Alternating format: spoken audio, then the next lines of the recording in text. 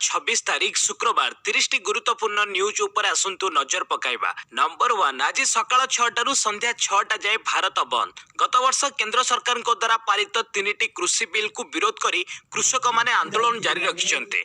आज ए आंदोलन को 4 मास पूरीबा को जाउथिबा बेले भारत बंद रो डाकरा दैछन्ते संयुक्त किसान मोर्चा। आज सकाळ 6 संध्या 6 जाए ए बंद पालन करा जिवो। बंद बेले पूरा देश रे सड़क रेल परिवहन सह बजार बंद रहिबो बोली कुआ जाइछे। आज भारत बंद को कृषक संगठन सह अन्य संगठन माने समर्थन जणाइथिबा बेले प्रथम थर पई आंध्र प्रदेश जगनमोहन रेड्डी सरकार ए बंद को पूर्ण समर्थन जणाइछन्ते। नंबर 2, कमिला पेट्रोल और डीजेल दर। दीर्घ दिन धरी हु होई बढ़ी चलीथिबा पेट्रोल और डीजेल दर रे क्रमागत द्वितीय दिन रे ह्रास पाइछे। गुरुवार पेट्रोल लिटर पिछा 21 पैसा, डीजेल लिटर पिछा 20 पैसा ह्रास होइछे। एथिसह राजधानी दिल्ली रे पेट्रोल लिटर पिछा 90 टंका 78 पैसा, डीजेल लिटर पिछा 81 टंका 10 पैसा होइछे। अंतर्जातीय मार्केट रे अशोधित तैल दर लगातार ह्रास पाइथिबारु देश रे पेट्रोल और डीजेल दर कमिछे। नंबर 3, सेना बाहिनी रे महिलांको बड़ विजय। भारतीय सेना बाहिनी महिलांको बड़ विजय होइछि। सेना बाहिनी विशेष करी आर्मी रे स्थायी कमिशन पई महिला ऑफिसर को पई धार्य मेडिकल फिटनेस मानदंड तर्कहीन एकपाखिया बोली गुरुवार सुप्रीम कोर्ट कहिसंते। आर्मी रे स्थायी कमिशन पई दाबी करी 80 जन महिला सुप्रीम कोर्ट को द्वारस्थ होइथिले। सेमानक आवेदन को ग्रहण करी सुप्रीम कोर्ट गुरुवार एभली राय दैछंते। कोर्ट कहिसंती जे महिला माननकु मेडिकल ग्राउंड रे आर्मी रो स्थायी कमिशन नु बाद दिया जाइछे, मासक मध्यरे सेमानक उपरे आउ थरे विचार करा जाऊ। नंबर 4, महामारी टीकार रप्तानी उपरे रोक लगाइला भारत। देश में वर्तमान महामारी संक्रमण हु होई बढ़िबार लागिछे। लोके माने टीका नेबाकू अपेक्षा करिथिबा बेले भारतरू विदेश को सेरम इंस्टीट्यूट उत्पादन करुथिबा ऑस्ट्रेजेनिका टीका को रप्तानी करा जाउथिला। हेले एबे भारत सरकार संक्रमण बढ़ुथिबारु घरे आवश्यकता को दृष्टि रखी अस्थायी भावे ऑस्ट्रेजेनिका टीकार रप्तानी उपरे रोक लगाइथिबा जणा पड़िछे। भारत सरकार को निष्पत्ति जीएवीआई विश्व स्वास्थ्य संगठन कोवैक्स टीका शेयरिंग व्यवस्था को प्रभावित करिबो, कारण सेरम उत्पादन करुथिबा महामारी टीका को एई दुई संस्था अधीन रे 64टी गरीब देश को पठा जिबार थिला। यूनिसेफ पक्षरु एहा उपरे प्रतिक्रिया रखी कुहा जाइछि जे मार्च और एप्रिल मासरे सेरम रु रप्तानी हेबाकू थिबा महामारी टीका उपरे अस्थायी रोक लागिछे। नंबर 5, इस्राएल रे किंग मेकर हेबो इस्लामिक पार्टी ना हेउछि राम। इस्राएल रे सरकार किए गढिबो ताकू नै सस्पेंस जारी रहिछे। बेंजामिन नेतान्याहू पुणी सरकार गठन करिवे ना आउ किए बाजीमात करिवो ताकू पूरा विश्व चातक भली चाहि रहिछे। मंगलवार इस्राएल रे निर्वाचन होइतिला। बुधवार ठारू भोट गणति जारी रहिछे। गुरुवार सकाळ सुद्धा 90% भोटर गणति शेष होइतिले हे कोनोसी राजनीतिक दल को संख्या गरिष्ठता मिली नाही।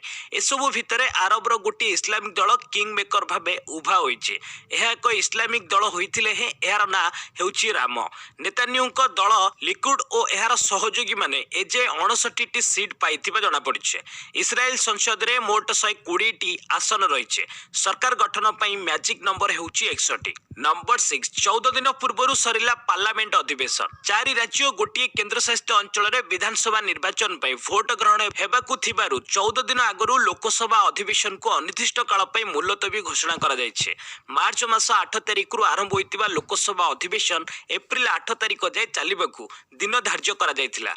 गुरुवार लोकसभा अधिवेशन चलीथिबा बेले अनेक दलर सांसद, संसदीय व्यापार मंत्री प्रहलाद जोशी और बाचस्पति ओम बिरला और राज्यसभा अध्यक्ष वेंकैया नायडू निकट को जाई अधिवेशन को बंद करने को अनुरोध करथिले। नंबर 7, टोकियो ओलंपिक पूर्व बालिस्टिक क्षेपणास्त्र परीक्षा करी उत्तेजक परिस्थिति सृष्टि कला उत्तर कोरिया। बालिस्टिक क्षेपणास्त्र परीक्षा करी उत्तर कोरिया जापान एवं आखपाख अंचल में शांति और सुरक्षा प्रति विपदर कारण होइतिबा कथा जापान प्रधानमंत्री योशिहिडे सुगो कहिसंते।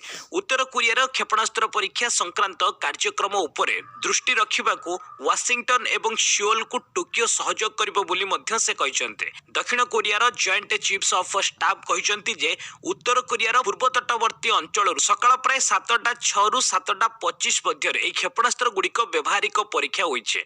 60 किलोमीटर उच्चरे 450 किलोमीटर गति करिबा परे क्षेपणास्त्र गुड़िक समुद्र रे पड़िथिला। युक्तराष्ट्र अमेरिकार इंडो पैसिफिक कमांड मुखपात्र कैप्टेन माइक काफला कहिसंती एही क्षेपणास्त्र संक्रांत रे युक्तराष्ट्र अमेरिका जानिछे। मित्र राष्ट्र मानक सह विचार विमर्श करिबा सह परिस्थिति उपरे तीक्ष्ण नजर रखिछे। नंबर 8, विदेशी जेल ले अछंती प्राय 8,000 ଭାରତୀୟ କଏଦୀ ଅଧିକାଂଶ ଅଛନ୍ତି ସାଉଦି ଆରବରେ MAA ରିପୋର୍ଟ। ବିଚାରାଧୀନ କଏଦୀଙ୍କ ସମେତ ପ୍ରାୟ 8,000 ଭାରତୀୟ କଏଦୀ 82ଟି ଦେଶର ବିଭିନ୍ନ ଜେଲରେ ବନ୍ଦୀ ହୋଇ ରହିଥିବା କଥା ବୈଦେଶିକ ବ୍ୟାପାର ମନ୍ତ୍ରାଳୟ ସଂସଦକୁ ସୂଚନା ଦେଇଛି।